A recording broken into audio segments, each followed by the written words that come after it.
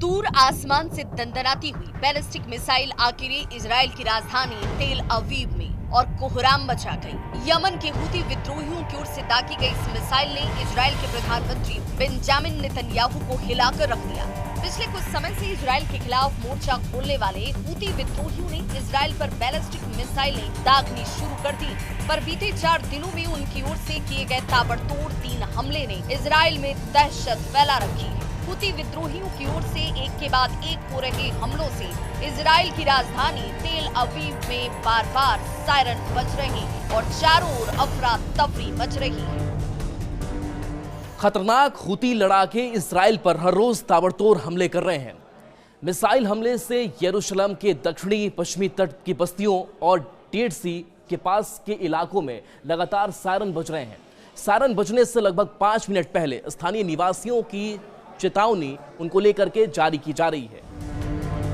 Houthi लड़ाकों के ताबड़तोड़ हमलों से बचाव के लिए इजरायली नागरिकों को उनके फोन पर पुश नोटिफिकेशन के जरिए लंबी दूरी की मिसाइल हमले के बारे में सचेत किया जा रहा है। गनीमत रही कि हमले में किसी के घायल होने या नुकसान की कोई रिपोर्ट नहीं मिली। यमन से दागी गई बैलिस्टिक मिसाइल का एक हिस्सा पश्चिमी तट के दक्षिण हेब्रोन हिल्स क्षेत्र में जरूर गिरा। इजरायली अफसरों के मुताबिक 4 दिनों में ये तीसरा हमला था, जबकि बीते एक हफ्ते में अंसारुल्लाह की ओर से 5 मिसाइल हमले किए जा चुके हैं। ये पहली बार नहीं है जब इजराइल पर हूती विद्रोहियों ने हवाई हमले किए। इससे पहले भी हूती विद्रोही इजराइल के तेल अवीव क्षेत्र में 3 बैलिस्टिक मिसाइल को दाग चुके हैं। इसमें से एक मिसाइल बेन गुरियन अंतर्राष्ट्रीय हवाई अड्डे के पास गिरा।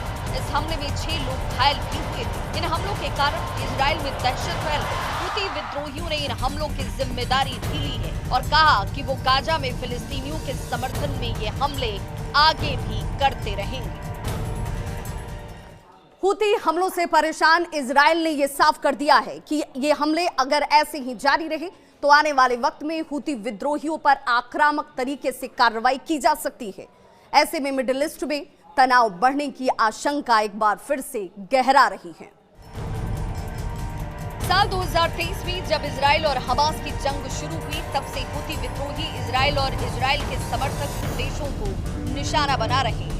लाल सागर से लेकर अदन की खाड़ी में पश्चिमी देशों के मालवाहक जहाजों पर ताबड़तोड़ हमले किए जा रहे हैं। हूती विद्रोहियों ने धमकी दी है कि वो फिलिस्तीन के समर्थन में आगे भी इजराइल और उनका साथ देने वाले देशों पर हमले करते रहेंगे और तब तक नहीं रुकेंगे जब तक गाजा में इजराइल अपने हमले रोक नहीं देता। गाजा में इजरायली अत्याचार को लेकर यमन की राजधानी सना में सड़कों पर सैलाब उमड़ पड़ा।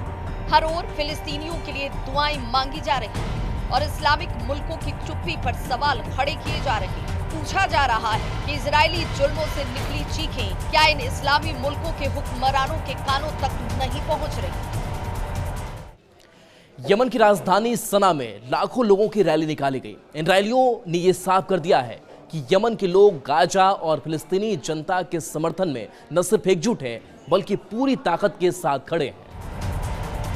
हूती ग्रुप की ओर से इजराइल पर लगातार बैक टू बैक हवाई हमले हो रहे हैं। हूती के हमलों के जवाब में इजराइल की सेना यानी कि IDF ने यह दावा किया है कि वो इन सभी मिसाइलों को हवा में ही इंटरसेप्ट करके मार गिरा रही है। पर कुछ दिनों पहले बेन गुरियन हवाई अड्डे पर जिस तरह से हूतियों ने मिसाइल गिराया कर तबाही मचाने की कोशिश की, उससे ये साबित हो गया कि हूती विद्रोहियों ने इजराइल में घुसकर वो कारनामा कर दिखाया जो बाकी के मुल्क नहीं कर पाए। हूती विद्रोही लगातार इजरायलियों को धमकी दे रहे हैं कि वो गाजा के लिए संघर्ष जारी रखेंगे और आने वाले दिनों में इजराइल पर अपने हमले और तेज करेंगे। हूती विद्रोहियों ने यह साफ कर दिया है कि गाजा में दमन के खिलाफ इजराइल को लेकर उसकी कार्रवाई लगातार जारी रहेगी। ऐसे में यह आशंका अब तेज हो गई है कि आने वाले वक्त में इजराइल के खिलाफ ये जवाबी कार्रवाई और हमले और तेज होंगे।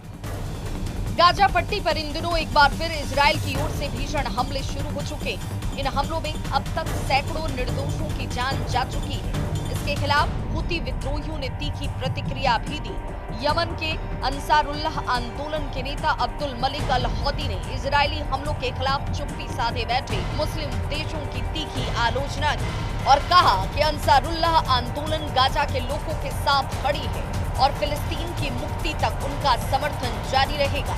यमन की सेना इजराइल के खिलाफ किसी भी तरह की कार्रवाई के लिए पूरी तरह से तैयार है और फिलिस्तीनियों के समर्थन में अपनी सैन्य कार्रवाई को जारी रखेगी। ये बयान उस वक्त आया जब कई मुस्लिम देश या तो शांत थे या इजराइल के साथ अपने संबंध मजबूत करने की कोशिश में जुटे।